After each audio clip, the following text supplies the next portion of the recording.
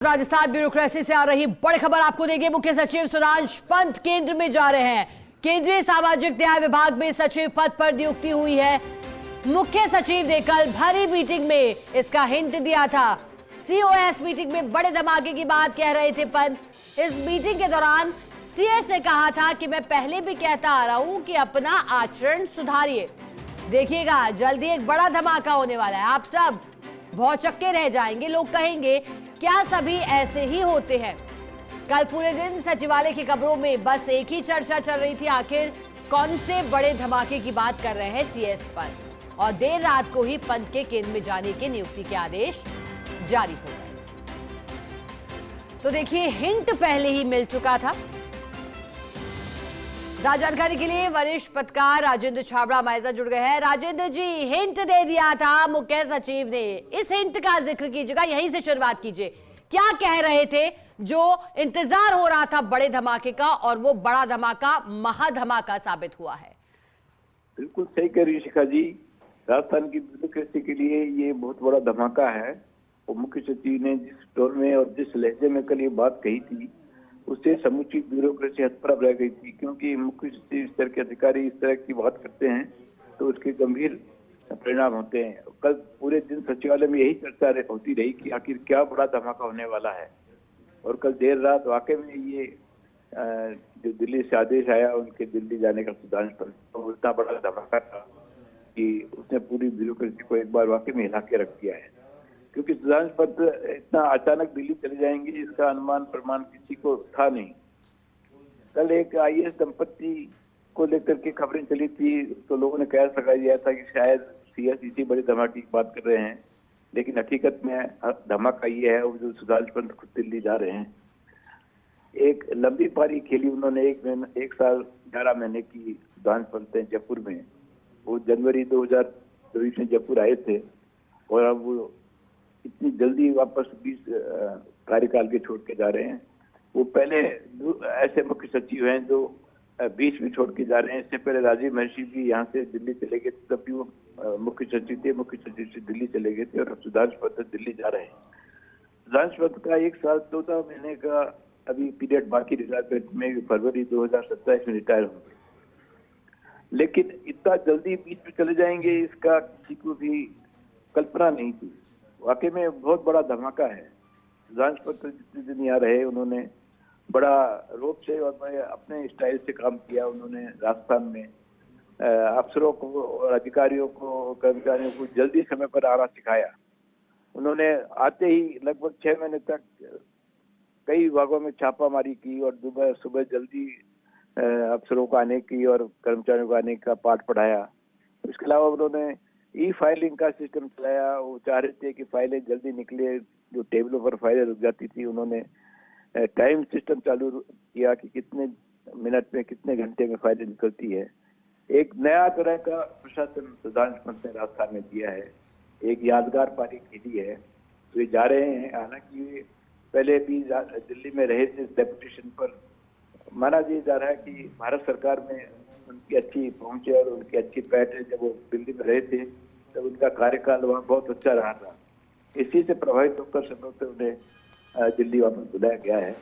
लेकिन अब दूसरा सबसे बड़ा सवाल राजस्थान की ब्यूरोक्रेसी में हो रहा है कि आखिर कौन होगा सुधांशु पंत का उत्तराधिकारी। जितना बड़ा धमाका सुधांशु पंत का दिल्ली जाने का है, उतना बड़ा ही उत्सुकता और लोगों में ये जानकारी करने की हो रही है कि आखिर अब राजस्थान में नया मुख्य सचिव कौन बनाएगा। किसी ने कल्पना नहीं की थी कि राजस्थान में मुख्यमंत्री बिस्मिल्लाह सरकार के कार्यकाल में इतना जल्दी ये फैसला लेने का समय आ जाएगा कि अब नया मुख्य सचिव कौन बनेगा।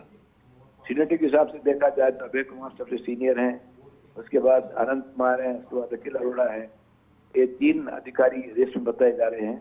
इनमें से कौन मुख्य सचिव बनेगा? अब सुधांशु पंत तो विदा हो जाएंगे, हालांकि 30 नवंबर को दिल्ली जाएगी। अभी उनको और कुछ दिन रहना है, लगभग 15 दिन। लेकिन 15 दिन में पूरी उत्सुकता, पूरी ब्यूरोक्रेसी इसी बात पर लगी रहेगी कि अब नया उनका बॉस कौन बनने वाला है। इस बीच एक आईएएस लिस्ट की कई दिनों से इंतजार हो रहा था। लगभग 6 महीने से बड़ी आईएएस लिस्ट का संभावना की जा रही थी। लोगों में उत्सुकता थी कि क्या लिस्ट आएगी। लेकिन अब माना जा रहा है कि नए मुख्य सचिव के साथ पूरा बड़ा आमूल फेरबदल राजस्थान की ब्यूरोक्रेसी होने वाला है। ये नया साल और नया दिसंबर का महीना राजस्थान के लिए महत्वपूर्ण खबरों वाला होगा। सुधांशु पंत जा रहे हैं दिल्ली, उनको वहाँ अच्छा कार्यकाल मिले, अच्छा उनको अपनी प्रतिष्ठा मिले। राजस्थान के सभी ब्यूरोक्रेसी की यही कामना है। ब्यूरोक्रेसी ने यादगार पारी खेली है, हमें याद किया जाता रहेगा राजस्थान में। बिल्कुल, आपने सही कहा कि यादगार पारी रही और ये बिग सरप्राइज साबित हुआ। बहुत शुक्रिया राजेंद्र छाबड़ा जी आपका साथ जुड़ने के लिए, जानकारी के लिए। और चलिए इसी पर ज्यादा जानकारी के लिए हमारे साथ न्यूज रूम से associate editor doctor Rituraj Sharma भी जुड़ गए हैं। ऋतुराज जी, 3 शब्द, सरप्राइजिंग, अनप्रिडिक्टेबल और शॉकिंग। मुख्य सचिव का केंद्र में जाना, लेकिन अब बात हिंट की कीजिएगा। हिंट दे रहे थे, क्या लगता है उन्हें हिंट कब मिला होगा? क्या पहले से ही ऐसे सहयोग बन गए थे या फिर ये अभी तय हुआ होगा? देखिए, बार बार इस चीज़ के लिए जो संकेत की हम बात कहते हैं, हिंट की बात कहते हैं, बार बार उनके जो कार्यशैली जो रही वो इसी तरह की रही। दूसरा इसमें सबसे बड़ा ये रहा कि कल जो कमेटी ऑफ सेक्रेटरीज़ की बैठक में उन्होंने ये संकेत दिया कि एक बहुत बड़ा धमाका होगा। कोई भी मुख्य सचिव इस रूप में यदि शब्दावली का उपयोग करते हुए बात कहे अपने सारे अधिकारियों को, तो ये अपने आप में एक बहुत बड़ा संकेत ही नहीं, यह एक विश्वास जगाने वाली चीज़ भी होती, क्योंकि कभी ऐसा देखा नहीं गया कि इतने जो विस्तृत रूप में किसी ने इस तरह के संकेतों में बात कभी कही हो। तो दूसरा जो अन्य संकेत की आप कह रहे हैं बार बार कि वो बार बार जिस तरह से दिल्ली जाते रहे, तो यही एक चर्चा लगी रहती थी कि क्या ऐसा हो सकता है बीच में सुधांशु पंत दिल्ली जाएं, और इसको लेकर बार बार जो प्रशासनिक हलकों में ये चर्चाओं का बाजार गर्म रहा और यही अटकलें बार बार लगाई जा रही थी कि दिल्ली में उनके लिए कौन सा पद था, क्योंकि कई बार हमने देखा कि अब मुख्य सचिव जो स्तर का पद है उसके बाद अगर केंद्र में कोई जाते हैं अधिकारी, तो वह उस पद पर जाएंगे जो कि अच्छा पद हो, बड़ा पद हो। तो इसको लेकर बार बार अटकलें लगाई जाती रहीं कि क्या वो वित्त सचिव के रूप में आने वाले दिनों में नज़र आएँ, या कैबिनेट सचिव के रूप में नज़र आएँ, या उन्हें कोई महत्वपूर्ण मंत्रालय में सचिव पद की जिम्मेदारी दी जाए, या फिर नीति आयोग में ही एक अहम पद किया जाए उनके लिए सृजित। तो ये तमाम बातें थी, क्योंकि इसमें कोई दो राय नहीं थी कि प्रधानमंत्री नरेंद्र मोदी की गुड बुक में मुख्य सचिव सुधांशु पंत रहे हमेशा। और जब यहाँ राजस्थान में भी उन्हें भेजा गया तब एक विशेष रूप से रणनीति के तहत भेजा गया, क्योंकि ये साफ था कि भजनलाल सरकार बनाई जानी थी और उसके लिए एक ऐसा मुख्य सचिव चाहिए था उस समय जो एक चेहरा पेश करे सरकार का और एक बेहतर विजन के रूप में काम करे, और वह ऐसा चेहरा भी हो जो ब्यूरोक्रेसी का प्रमुख चेहरा हो।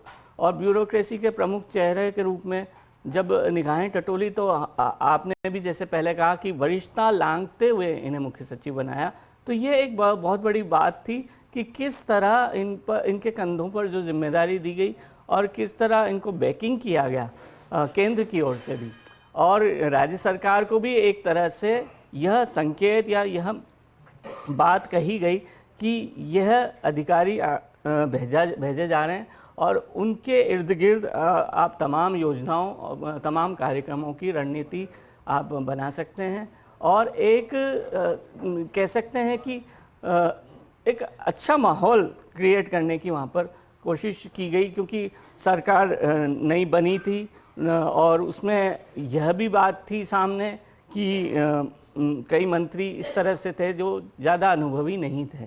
तो ये तमाम बातों को चलते जब सुधांशु पंत की नियुक्ति मुख्य सचिव के रूप में हुई थी, तो ये एक बहुत बड़ा फैसला माना जा रहा था, क्योंकि एक ऐसा चेहरा देख रहे थे जो तमाम प्रशासन की भागदौड़ संभालते हुए, जो सरकारी मशीनरी की भागदौड़ संभालते हुए, नियंत्रण में रखते हुए और सरकार का एक चेहरा बनाए, उसका एक विज़न आम जनता में इस रूप में पेश करे कि अब तक का जो पुराना ढर्रा है सरकार का, वह उससे अलग हटकर सरकार काम करना चाहती है और यह काम करना चाहती है कि एक अलग छवि के रूप में पेश करना चाहती सरकार, जिसमें जो भ्रष्टाचार रहित हो सरकार, जो कड़े निर्णय लेने में हिचकती नहीं हो सरकार, जो ऐसी सरकार हो जो अनुशासन प्रिय हो, जो ऐसी सरकार हो जो आम सरकारी कर्मचारियों को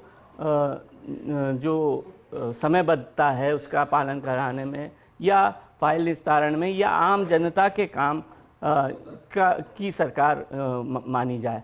तो इसके लिए तमाम यत्न किए गए और उन नवाचारों में सुधांशु पंत का बहुत योगदान रहा। और ऋतुराज जी, जैसा कि आप जानकारी दे रहे थे, वाकई जो आपने कई हाईलाइट किए पॉइंट, उनमें गुड बुक्स में होना, साथ ही साथ सरकारी मशीनरी का बेहतर उपयोग करना समझते थे। ऋतुराज जी, आप बने रहिएगा क्योंकि फिलहाल बुलेटिन